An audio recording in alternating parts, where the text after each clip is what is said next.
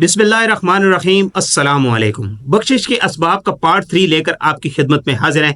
अगर आपने पहले 2 पार्ट नहीं देखे तो उनका लिंक डिस्क्रिप्शन में मौजूद है। यहाँ पर आई बटन पर शो हो रहा होगा, आप वो भी जाकर देख सकते हैं। और सामीन, हकीमुल उम्मत हज़रत मुफ्ती अहमद यार खान नईमी रहमतुल्लाह तआला अलैह फरमाते हैं कि मामूली नेकी को भी मामूली समझकर छोड़ नहीं देना चाहिए। कभी एक कतरा भी जान बचा लेता है।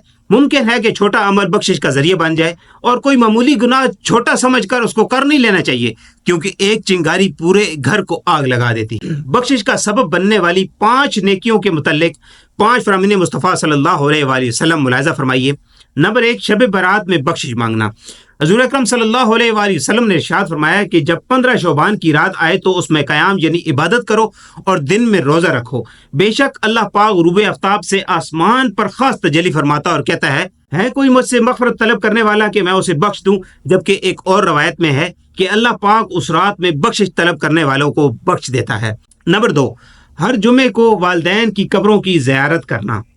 जो शख्स हर जुमे को अपने वालिदैन या उनमें से एक की कब्र की ज़ियारत करे, उसकी मग़फ़िरत कर दी जाएगी और उसे माँ बाप के साथ भलाई करने वाला लिख दिया जाएगा। मुफ्ती अहमद यार खान नईमी रहमतुल्लाह तआला अलैह इसके बारे में फरमाते हैं कि बेहतर है कि हर जुमे के दिन वालिदैन की कबूर की ज़ियारत करे।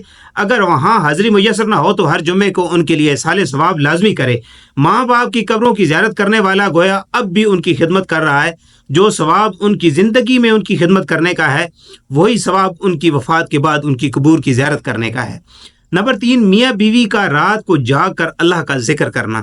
जो शख्स रात को जाकर अपनी ज़ौजा को जगाता है, अगर उसकी ज़ौजा पर नींद गालिब हो तो उसके चेहरे पर पानी के छींटे मारता है, फिर वो दोनों उठकर अपने घर में रात की एक घड़ी अल्लाह पाक का जिक्र करते हैं तो उन दोनों की बख्शिश कर दी जाती है। सुभान अल्लाह।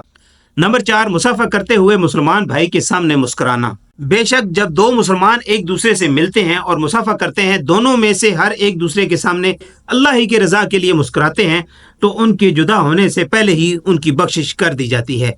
नंबर 5, मुसलमान भाई को तकिया पेश करना। कोई मुसलमान अपने मुसलमान भाई के पास जाए और वो मेज़बान उस आने वाले को इज्जत देते हुए अपना तकिया उसे दे दे तो अल्लाह पाक उसकी बख्शिश फरमा देता है।